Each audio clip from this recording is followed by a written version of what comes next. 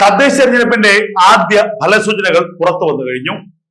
കേരളത്തിൽ അങ്ങോളം ഇങ്ങോളം കാസർഗോഡ് മുതൽ തിരുവനന്തപുരം വരെ BJPയുടെ മുന്നേറ്റമുണ്ട് എന്നുള്ളതാണ് ഏറ്റവും ശ്രദ്ധേയമായ കാര്യം.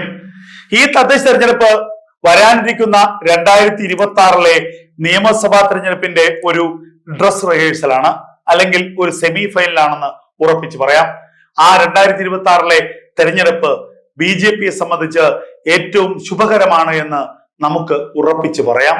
കാരണം കഴിഞ്ഞ തവണ ഉണ്ടായതിനേക്കാൾ 10 ഇരട്ടി വോട്ട് വർധനവാണ് BJPക്ക് ഇത്തവണ ഉണ്ടായിരിക്കുന്നത്. കഴിഞ്ഞ തവണ ഏതൊക്കെ ഗ്രാമപഞ്ചായത്തുകളിൽ ലീഡ് ചെയ്തു അതിന്റെ 10 ഇരട്ടി ഗ്രാമപഞ്ചായത്തുകളിൽ ഇക്കുറി BJP ലീഡ് ചെയ്യുന്നുണ്ട്. കഴിഞ്ഞ തവണ ലീഡ് ചെയ്ത ബ്ലോക്ക് പഞ്ചായത്തുകളെക്കാൾ 3 ഇരട്ടിയോ 4 ഇരട്ടിയോ ബ്ലോക്ക് പഞ്ചായത്തുകളിൽ ഇത്തവണ BJP ലീഡ് ചെയ്യുന്നുണ്ട്. തിരുവനന്തപുരം കോർപ്പറേഷൻ ഏറെക്കുറെ പിടിച്ചെടുക്കുമെന്ന ഘട്ടം എത്തിയിരിക്കുന്നു. വോട്ട് ഷെയറിൽ കഴിഞ്ഞ തവണത്തെക്കാൾ വലിയ നേട്ടമാണ് BJP ഇക്കുറി ഉണ്ടാക്കിയിരിക്കുന്നത്. ഇത് നൽകുന്ന സൂചന മറ്റൊന്നുമല്ല, 2026 നിയമസഭാ തെരഞ്ഞെടുപ്പ് BJPയെ സംബന്ധിച്ച് ഏറെ നിർണായകമാണ്.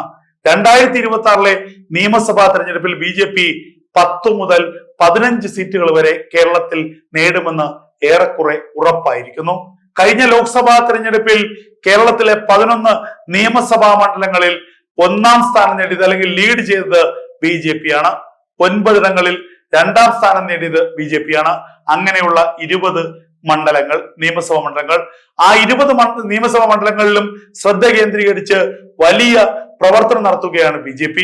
എന്തായാലും തദ്ദേശ തെരഞ്ഞെടുപ്പ് BJPയെ ഒട്ടും തന്നെ നിരാശപ്പെടുത്തിയിട്ടില്ല. വരുന്ന കാലങ്ങൾ, വരുന്ന വർഷങ്ങൾ BJPയുടേതാണ് എന്ന് ഉറപ്പിച്ചു പറയാവുന്ന റിസൾട്ട് തന്നെയാണ് ഇപ്പോൾ പുറത്തു വരുന്നത്. BJPക്ക് വമ്പൻ നേട്ടം.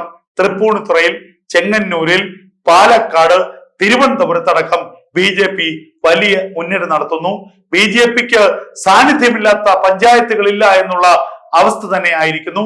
ഒരു കാലത്ത് BJPയുടെ മുന്നണിയുടെ പേര് അല്ലെങ്കിൽ NDA മുന്നണിയുടെ പേര് പോലും കേട്ടിരിക്കാത്ത സ്ഥലങ്ങളിൽ BJP വിജയക്കൊടി പാറിക്കുന്നു, വെന്നിക്കൊടി പാറിക്കുന്നു എന്നുള്ളതാണ് ഏറ്റവും പുതുതായി പുറത്തു വരുന്ന വിവരങ്ങൾ.